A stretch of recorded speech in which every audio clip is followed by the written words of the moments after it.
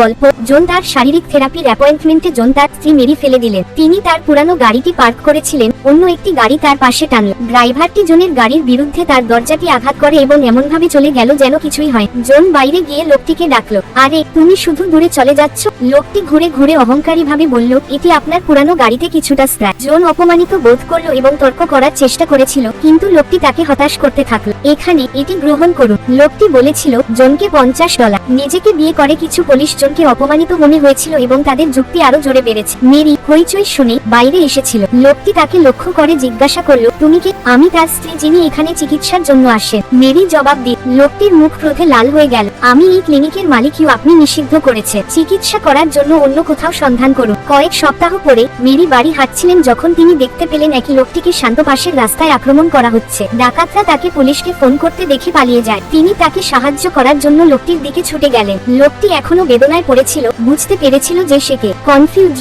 তিনি জিজ্ঞাসা করলেন, আপনি আমাকে কেন সাহায্য করছেন? মেরি আলতো করে হেসে বললেন, আমাকে আপনার উদাহরণ অনুসরণ করতে হবে না। আমার প্রকৃতি সাহায্য করা এবং আমার চারপাশের কোনো কিছুই আমাকে বদলে দেবে না।